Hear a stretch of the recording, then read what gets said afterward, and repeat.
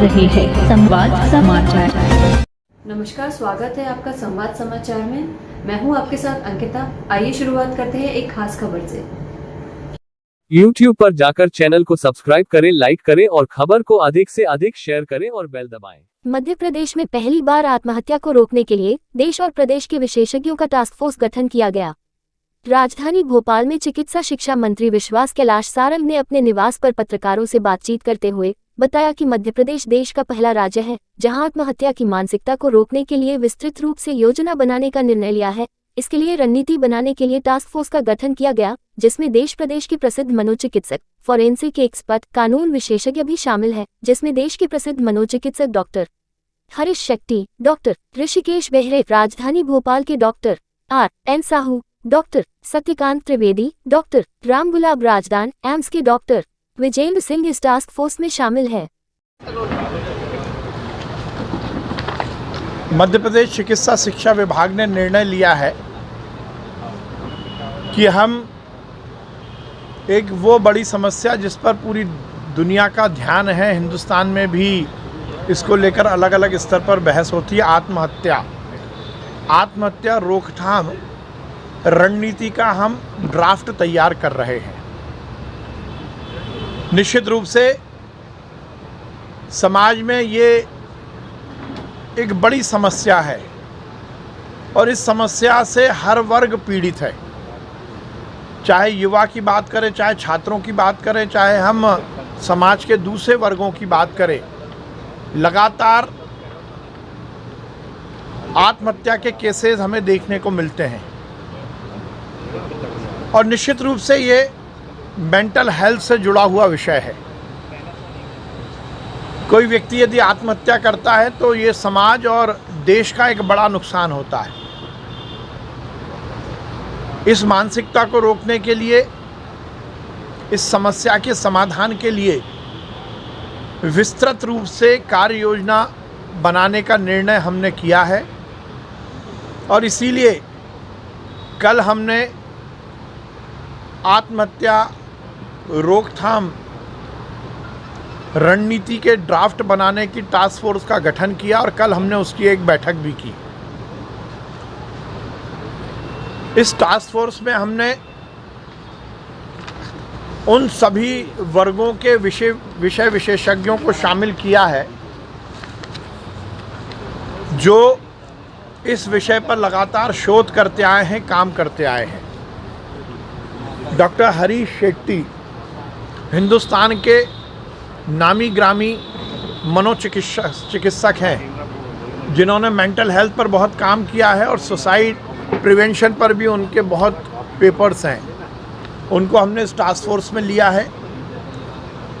पुणे के डॉक्टर ऋषिकेश बेहरे, जो कि एक बहुत ही बड़े शोधकर्ता हैं जिन्होंने मेंटल हेल्थ पर, डिप्रेशन पर और आत्महत्या रोकथाम पर बड़ा शोध का कार्य किया है, उसको भी हमने टास्क फोर्स में लिया है।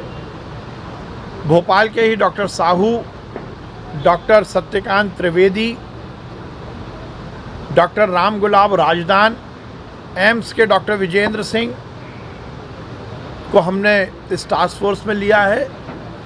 फॉरेंसिक एक्सपर्ट के रूप में डॉक्टर सतपति, जिनका पूरी हिंदुस्तान में नाम है, उनको लिया है, क्योंकि ये पूरा विषय कहीं ना कहीं कानून से भी जुड़ा हुआ है। तो हमने NLU भोपाल के vice chancellor doctor Vijay Kumar ji को भी इस टास्क फोर्स का सदस्य बनाया है। कल हमने इसकी प्राथमिक बैठक की और उसमें हमने जहां एक और सामाजिक रूप से इस समस्या के विषय में जो चीज़ चिंतन है वो किया, पूरे परिदृश्य का चिंतन किया। हमने ये निश्चित किया है कि इस संपूर्ण समस्या को लेकर हम डेटा का संकलन करेंगे और इस समस्या के निदान के लिए क्या कुछ ज़रूरी है वो सब हम एडवाइस सरकार को करेंगे, क्योंकि ये अलग अलग विभागों के समन्वय से जुड़ा हुआ विषय है। इसलिए सभी विभागों का आपस में समन्वय हो, लिंकेज हो और केवल सरकार ही नहीं बल्कि समाज भी इससे जुड़े, इस समस्या के प्रति जागृत हो। खासकर धर्म गुरु, सभी धर्म के गुरु और विभिन्न स्तर पर काम करने वाले सामाजिक संगठन भी जुड़े। इसको लेकर हमने कल विचार किया और कल की पहली बैठक में हमने निर्णय लिया कि हम इसकी 6 सब कमेटीज़ बनाई है हमने। वो अगले 2 महीने में सब कमेटी अलग अलग वर्टिकल्स पर काम करेंगी और एक विस्तृत रूप से अपने अपने विषय पर रिपोर्ट देंगी और उसको संकलन कर हम जल्द ही मध्य प्रदेश सरकार के माध्यम से हिंदुस्तान की पहली आत्महत्या रोकथाम और रणनीति का ड्राफ्ट प्रस्तुत करेंगे। ये निश्चित रूप से आगे आने वाले समय में बहुत उपयोगी होगा। सारंग ने कांग्रेस के अध्यक्ष पद के चुनाव को लेकर कांग्रेस पर तंज कसते हुए कहा कि कांग्रेस के सच्चे कार्यकर्ताओं में कांग्रेस में घुटन की स्थिति बनी हुई है, इसलिए गुलाम नबी आजाद और G23 के नेताओं ने पार्टी छोड़ी। राहुल गांधी मनोबल करके अपने को सर्वश्रेष्ठ स्थापित करने की कोशिश कर रहे हैं। अब देखिए, ये तो सीधी बात है। अब पूरी तरह कांग्रेस में सफोकेशन उन लोगों को फील होने लगा है जो कांग्रेस के सच्चे कार्यकर्ता हैं, और उसी की परिणति है कि गुलाम नबी आज़ाद जैसे G23 के बहुत सारे नेताओं ने कांग्रेस छोड़ी है और आगे भी देखिए ये सीरीज़ चलने वाली है। बहुत आश्चर्य की बात है कि राहुल गांधी जिस प्रकार से मान मनोबल करके अपने आप को सर्वश्रेष्ठ स्थापित करने की कोशिश कर रहे हैं, वो नेहरू परिवार जिसने कांग्रेस पर बेजा कब्जा कर रखा है, वो नेहरू परिवार जिसने कांग्रेस के माध्यम से करोड़ों रुपए का भ्रष्टाचार किया है, वो नेहरू परिवार जिसने हर समय कांग्रेस के सर्वोच्च पद पर रहकर सत्ता लोलुपता के कारण भ्रष्टाचार किया है, वो कांग्रेस के नेता अब निश्चित रूप से नेहरू परिवार के खिलाफ विद्रोह के लिए खड़े हो गए हैं। और ये बात आना कि कांग्रेस अध्यक्ष का चुनाव निष्पक्ष तरीके से हो, ये इस बात को इंगित करता है कि कांग्रेस में सब कुछ अच्छा नहीं है। और वैसे भी कांग्रेस लोकतांत्रिक व्यवस्थाओं का पालन कहाँ करती है।